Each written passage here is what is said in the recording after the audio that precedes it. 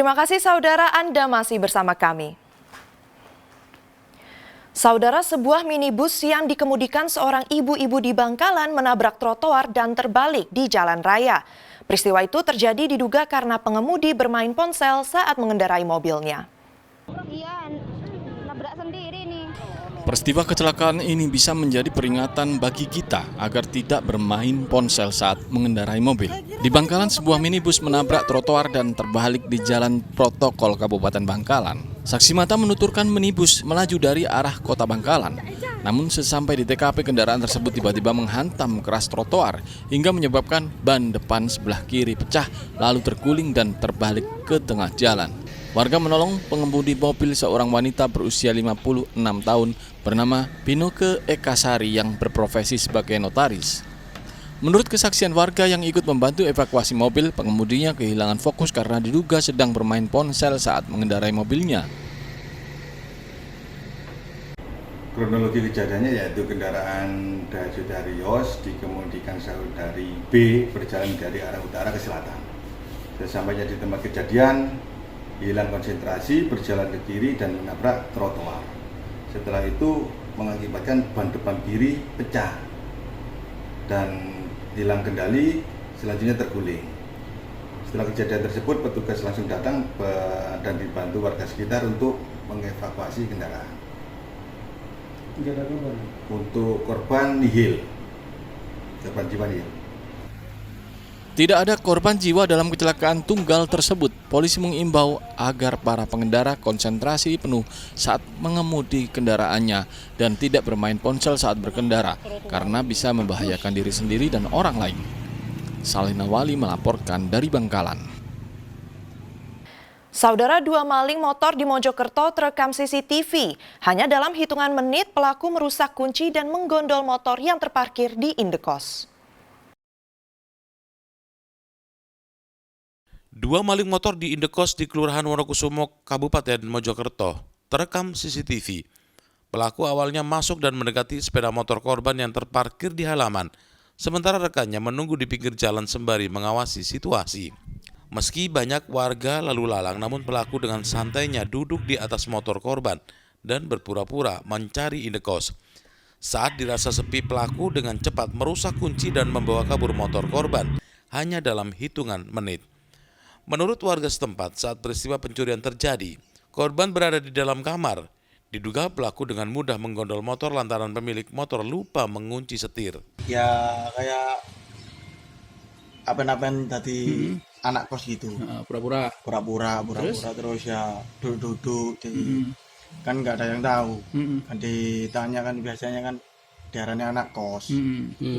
Terus habis gitu, ya wis duduk temenin nungguin di depan, langsung aja nggak ada orang, padahal itu banyak orang berkeliaran seliwer-seliwer. Akibat pencurian motor ini, korban mengalami kerugian belasan juta rupiah. Dia Eko Purwoto melaporkan dari Mojokerto. Saudara, diterjang banjir, jembatan penghubung antar desa di Ngawi putus. Akibatnya warga harus memutar sejauh kurang lebih 3 km menuju ke pasar maupun ke pusat kecamatan. Jembatan Desa Klampisan sepanjang lebih dari 20 meter putus setelah pondasi sisi timur tidak kuat diterjang banjir akibat hujan deras pada Rabu malam. Akibatnya warga 2 desa yaitu Desa Klampisan dan warga Desa Sidorejo, Kecamatan Kuadungan Ngawi terisolir. Mereka tidak bisa ke pasar pojok maupun ke pusat kota. Kalaupun bisa, warga harus memutar sejauh 3 km. Hujan deras, mungkin ada sungai meluap kan, membawa itu sampah-sampah banyak sekali itu dari atas. Nah, mungkin nyumpetnya di sini. Terus jembatan ini roboh gitu ya, Pak? Ya. Terus warga sini gimana, Pak, kalau mau berpergian? Lewat jalur alternatif, Pak. Di situ ada jembatan kecil, tapi khusus motor juga. Kalau mobil? Mobil tuh lewatnya desa sebelah lah. Ya terisolasi lah, Mas. Soalnya yo jalan satu-satunya untuk warga sini ya cuma ada, tapi kan motor, mobil nggak bisa, truk juga nggak bisa, ya nggak bisa semua. Ini menghubungkan dari mana ke mana tuh, Mas?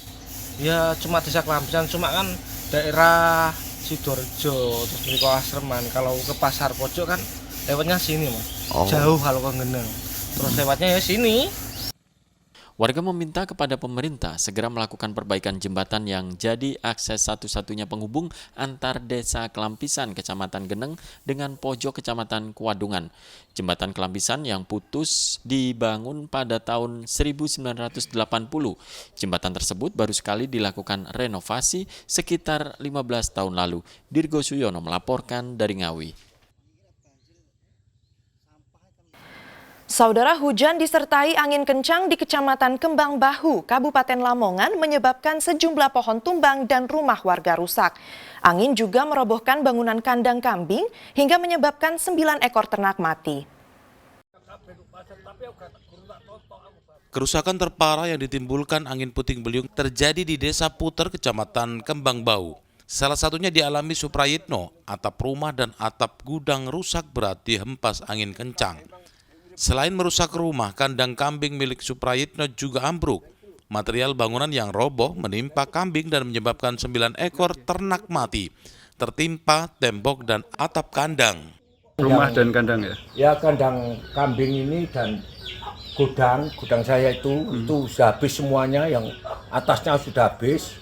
Terus yang ambruk itu ini, kandang kambing ini. Terus kambingnya gimana, Pak? Kambingnya yang meninggal 9. Menurut kesaksian warga, hujan disertai angin pada Rabu sore tersebut tidak berlangsung lama. Namun angin yang berputar menyerupai kabut tersebut sangat kencang, hingga merusak bangunan dan apa saja yang dilaluinya. Dari bencana angin puting beliung ini tadi apa aja, Pak? Wah, banyak sekali dampaknya, itu termasuk pohon tumbang. Nah, cuma yang parah ini ada beberapa rumah yang kerusakannya sangat parah, ada yang sedang dan juga ada ringan. Tidak ada korban, Pak ya? Manusia? Sementara tidak ada korban, tapi ada korban hewan ternak. Nah, ada 9 kambing kalau nggak salah tadi yang meninggal. Di Desa Puter terdapat 7 rumah yang mengalami kerusakan pada bagian atapnya. Angin juga merusak atap kios di pasar setempat dan atap warung kopi yang berada di tepi sawah. Sapari Ranuwijaya melaporkan dari Lamongan. Saudara, hujan deras yang mengguyur Kabupaten Ponorogo sejak siang hingga malam menyebabkan banjir di sejumlah wilayah. Selain merendam puluhan rumah, air juga menggenangi jalan protokol sehingga aktivitas warga jadi terganggu. Banjir menggenangi kawasan Jalan Lejen Suprapto di Kecamatan Siman, Ponorogo pada Rabu malam. Sejumlah lokasi tergenang air setinggi kurang lebih 60 cm, sehingga pengendara yang melintas harus ekstra hati-hati. Selain menggenangi jalan, air juga merendam puluhan rumah warga di 3 kecamatan, yaitu di Kelurahan Kertosari, Kecamatan Babatan, Kelurahan Ronowijayan, Kecamatan Siman, dan di Kelurahan Tonatan, Kecamatan Ponorogo. Menurut warga, selain akibat hujan deras, banjir juga karena tersumbatnya aliran anak Sungai Pulung dengan rumpun bambu. Mencegah air masuk rumah, warga terpaksa memasang pembatas darurat menggunakan karung pasir. Airnya langsung naik gitu atau gimana? Langsung naik, soalnya selokannya kan airnya lampunya ini jadi langsung naik. Air sumbat gitu? Iya, air selokannya ini naik. Mas, sini sering banjir, Mas? Ini langganan banjir ini. Langganan banjir? Iya, langganan. Sini gimana, Mas, usahanya nih? Ya, syukurin aja, Mas. Mau gimana lagi? Airnya masuk ke dalam. Masuk ke dalam? Ketinggian berapa? Kalau di dalam ya udah ditanggul gini hanya aja, Mas. Buangin dikit-dikit gitu. Kalau nggak ditanggul sampai? Wah, masuk ke dalam. Sampai berapa sentimeter, Mas? Kalau itu ketinggian sampai di bawah dengkul itu. Oh, di bawah lutut. Ada ya sekitar 40 cm lah. 40-50 cm ya, Mas ya? Iya. Meski rumahnya terendam banjir, warga enggan mengungsi untuk menjaga harta bendanya tidak terendam banjir lebih parah. Dirgo Suyono melaporkan dari Ponorogo. Saudara, sengat warga hingga masuk rumah sakit. Sarang tawon Vespa di Ponorogo dimusnahkan dengan cara dibakar. Petugas damkar sempat kesulitan karena banyak tawon yang berterbangan. Sarang lebah Vespa ini berada di pohon mangga di area perumahan Kelurahan Keniten, Kecamatan Ponorogo. Keberadaan serangga yang hidup berkoloni ini membuat warga resah. Surono, salah seorang warga, mengungkapkan sarang lebah sudah lama ada di pohon. Karena sudah menyengat dan dianggap membahayakan, warga minta bantuan petugas untuk membasminya. masih dikit kecil. Saya nggak sadar nyirami bunga sebelah mobil sana yang ada pot-pot itu loh Mas. Terus langsung tiang gitu. Ya, saya langsung nuangis, saya kaget.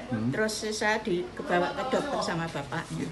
Sebenarnya sudah lama, tapi pikir saya itu ya nggak ada apa-apa lah. Kok semakin lama semakin besar begitu.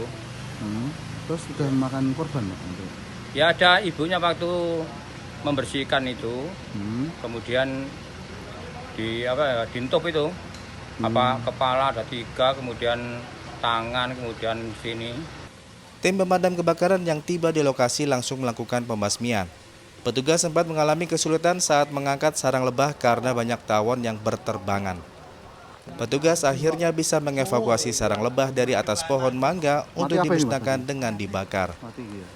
Tim damkar juga mengimbau warga agar tidak mencoba menangani sarang lebah sendirian dan segera melapor petugas jika menemukan kasus serupa. Dergo Suyono melaporkan dari Ponorogo. Saudara, melestarikan tradisi nenek moyang untuk mengungkapkan rasa syukur atas melimpahnya hasil panen, sejumlah petani di Ponorogo menggelar tradisi metil pari alias memetik padi. Tradisi ini ditandai dengan sedekah bumi atau selamatan di pematang sawah dan makan bersama sebelum panen.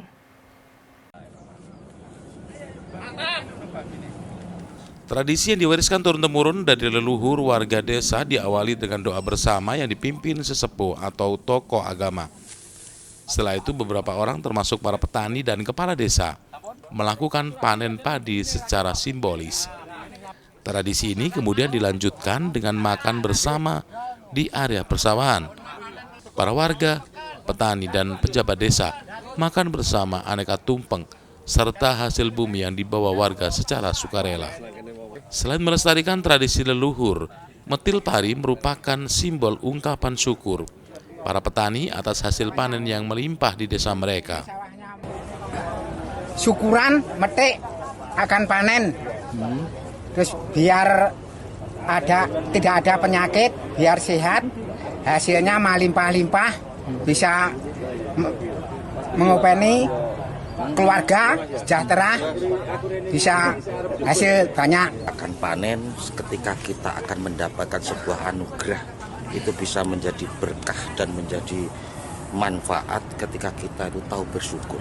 Sehingga acara seperti tradisi medil dan selamatan itu adalah dalam rangka kita bersyukur apapun yang diberikan itu mudah-mudahan selalu membawa manfaat ke depan. Petani berharap dengan mengungkapkan rasa syukur melalui tradisi metil pari, para petani lebih bersemangat dalam menanami lahan pertanian mereka di musim tanam selanjutnya, sehingga hasil panen selanjutnya juga bagus dan maksimal. Dergo Suyono melaporkan dari Ponorogo. Dan saudara, informasi tadi sekaligus menjadi akhir perjumpaan kita dalam Liputan 6 SCTV Daerah Jawa Timur kali ini. Atas nama seluruh kru yang bertugas, saya Keisha Prabawa mengucapkan terima kasih atas perhatian Anda. Selamat beraktivitas dan salam SCTV.